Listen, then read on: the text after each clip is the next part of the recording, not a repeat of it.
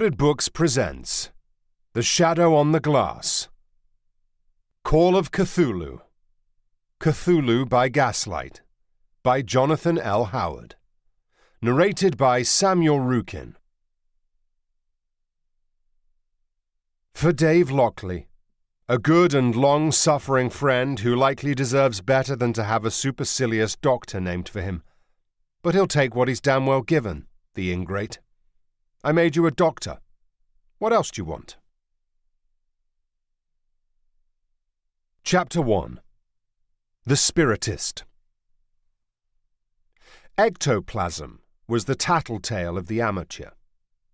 That was the opinion of William Grant, and hadn't he made a detailed and considered study of the phenomenon?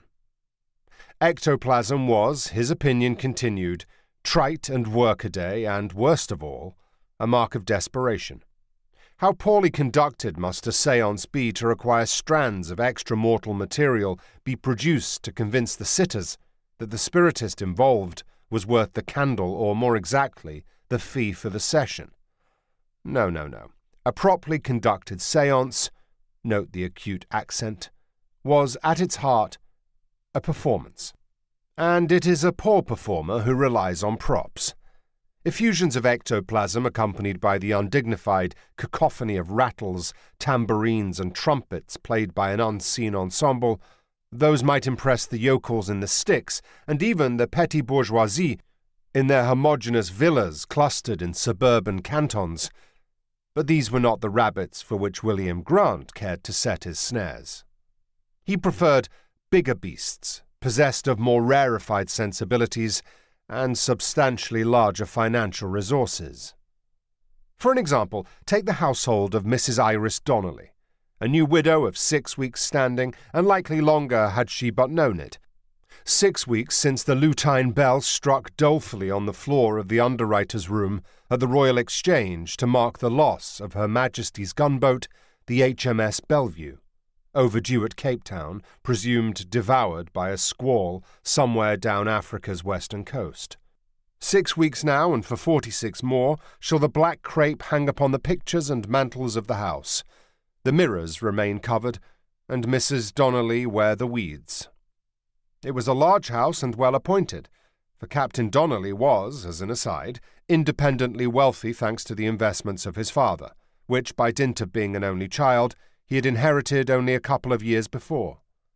But now he was gone, and his poor widow was not so very poor.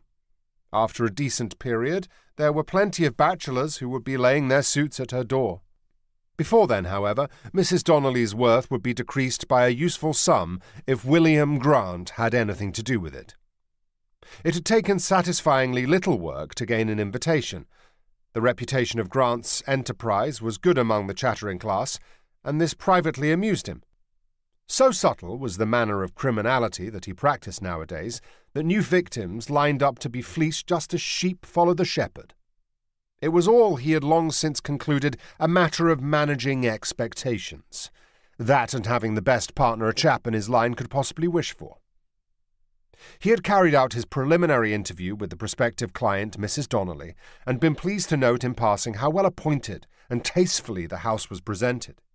He also noted a couple of items of Catholic iconography, on display but in shadowed corners, faith and society being slightly at odds. He didn't care. If people wanted to believe in God or gods, it was all the same to him. A vulnerability to the occult. An exploitable vulnerability. The interview had otherwise not been especially helpful. Mrs. Donnelly was distracted by her abiding grief, and that was good in and of itself because the capacity of the distracted to accept the objectively absurd is so much greater. From the perspective of a reconnoiter into the blasted moor of her grief, however, it was useless, and Grant determined to be doubly sure of his background research. Lizzie was a wonder, it was true, but he couldn't send her in without at least some ammunition. Except now that they... To keep listening to this audiobook, I've left you a link in the description so you can do it, at no cost thanks to Audible's 30-day free trial.